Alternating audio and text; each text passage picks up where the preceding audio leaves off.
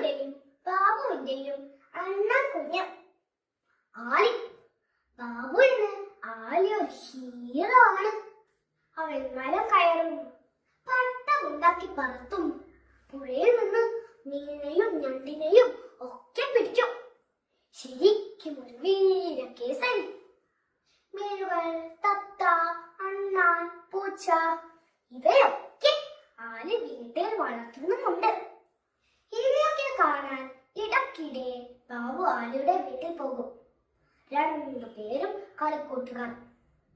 പക്ഷെ ആലിക്ക് ബാബുവിനേക്കാൾ 2 വയസ്സ് കൂടുതലുണ്ട്. എന്നാൽ ആലി സ്കൂളിൽ പോകുന്നില്ല. സ്കൂളിൽ പോയാൽ ഉമ്മയും അനിയത്തിയും പട്ടിണിയാകില്ലേ? അതുകൊണ്ട് രാവിലെ പത്രം വിൽക്കും. അയൽക്കാർക്ക് റേഷനും മറ്റ് സാധനങ്ങളും വാങ്ങിച്ചു കൊടുക്കും. വീട്ടുകാരെ നോക്കിയിട്ടേ. ഒരു ദിവസം ബാബു ആലിയുടെ വീട്ടിൽ പോയപ്പോൾ ആലിയുടെ കൂട്ടിൽ ബുദ്ധിയൊരണ്ണൻ. അതൊരു തള്ളയണ്ണനാണെന്ന് ആലി ബാബുവിനോട് പറഞ്ഞു. എനിക്കും ഒരണ്ണാനെ വേണമായിരുന്നു. ബാബു മുഖം മറിച്ചു. അണ്ണാനൊരു കൂട് കൊണ്ടുതരാൻ പറ്റുമോ? ഒരു കൂടെ കിട്ടാം. ബാബു വീട്ടിലേക്ക് ഓടി. തിരയിലോട് തരാൻ കിട്ടിപ്പോയി.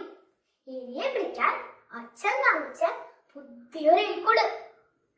ആരും കാണാതെ ബാബു ആ എലിക്കൂടും എടുത്ത് ആലിയുടെ വീട്ടിലേക്ക് ഒരൊറ്റ ഓട്ടം. നമുക്കിതൊരു മരത്തിന്റെ മോളിൽ കെട്ടി വെക്കണം. ഇതിന്റെ അകത്ത് ഒരു പായവും വെക്കണം. എന്റെ ആലി, പഴന്നല്ല പഴന്ന് പറ. ഞമ്മക്ക് പഴന്നേ വരും. എന്നാലും എനിക്ക് കാര്യപ്പിടി കിട്ടുമല്ലോ. അത് മതി. ആലി കൂടെ എടുത്ത് മരത്തിന്റെ കൊമ്പിൽ കെട്ടിവെച്ചു. പിറ്റേന്ന് സ്കൂളിലേക്ക് പോകുമ്പോൾ ബാബു മരക്കൊമ്പിലേക്ക് നോക്കി. കൂടിന്റെ വാതിൽ തുറന്നു തന്നെ ഇരിക്കുന്നു. അന്ന് വൈകുന്നേരവും അതങ്ങ് തന്നെ. പിറ്റേന്നും ഇതാവർത്തിച്ചു. ആലി, അച്ഛൻ കൂടെ തെരയുന്നുണ്ട് കേട്ടോ. അണ്ണാരെ കിട്ടിയോ അതോട്ടില്ല തന്നെ.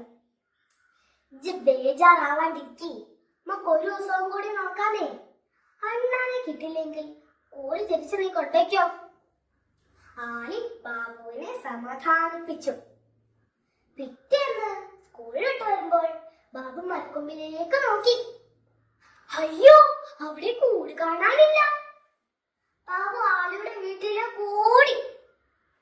ബാബു, നമ്മുടെ കൂട്ടിനകത്ത് ആരാണെന്ന് നോക്കി ഒരണ്ണാൻ കുഞ്ഞ്. ബാബു സന്തോഷം കൊണ്ട് തുള്ളിച്ചാടി. പക്ഷെ സന്തോഷം ഏറെ നേരം നിന്നില്ല. അണ്ണാൻ കുഞ്ഞുമായി എങ്ങനെ വീട്ടിൽ പോകും? അച്ഛൻ വഴക്ക് പറയില്ലേ? സാരില്ലാന്ന്, അത് നമുക്ക് നമ്മളെ കൂട്ടിൽ വെക്കാം. ആലി കുഞ്ഞണ്ണനെ തള്ളയണ്ണനെ കൂട്ടിലേക്ക് വെച്ചു. ബാബുവിന് സന്തോഷമായി. പിറ്റേന്ന് അണ്ണാനെയും കണ്ട് സ്കൂളിൽ എത്തുമ്പോഴേക്കും അസംബ്ലി തുടങ്ങി കഴിഞ്ഞിരുന്നു. വൈകിയതിനാൽ പേടിച്ച ബാബു കുട്ടികളുടെ വഴിയുടെ പിന്നിൽ പോയി നിന്നു. ഗോപാലൻ മാഷിന്റെ പ്രസംഗമാണ്. നമുക്ക് ചുറ്റുമുള്ള പക്ഷി മൃഗാദികളെ നാം സ്നേഹിക്കണം. അവരെ ഒന്നും ഉപദ്രവിക്കാൻ പാടില്ല എന്ന് ഗോപാലൻ മാഷ് പറഞ്ഞു തുടങ്ങി. അപ്പോഴാണ് അണ്ണാൻ കുഞ്ഞിനെ കൂട്ടിലടച്ച കാര്യം ബാബുവിന് ഓർമ്മ വന്നത്. വേണ്ടായിരുന്നു, കൂട്ടിലടക്കണ്ടായിരുന്നു. അവന് വല്ലാത്ത സങ്കടം തോന്നി. അന്ന് വൈകുന്നേരം സ്കൂൾ വിട്ടപ്പോഴേക്കും ബാബു ആലിയുടെ വീട്ടിലേക്ക് ഓടി. ഡാലി, വേണ്ടടാ, നമുക്കതിനെ തുറന്നു വിടാം. അത് പാവമല്ലേ, അത് പൊയ്ക്കോട്ടെ. ആലിക്കും അത് ശരിയാണെന്ന് തോന്നി. ആലി കൂട് തുറന്നു. തള്ളയണ്ണാനും കുഞ്ഞി അണ്ണാനും ചിക്കിലി ചിക്കിലി എന്ന് പറഞ്ഞ് മരത്തിന്റെ കൊമ്പിലേക്ക് പാഞ്ഞു കയറി. നന്ദി നന്ദി എന്നാണ് ആ ചിക്കിലിയുടെ അർത്ഥമെന്ന് ബാബുവിന് തോന്നി.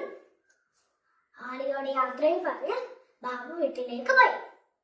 കൂട്ടുകാരെ, ഞാൻ ഇന്നലെ പറഞ്ഞ കഥ ഭൂമിയുടെ അവകാശികളെ കുറിച്ചാണ്.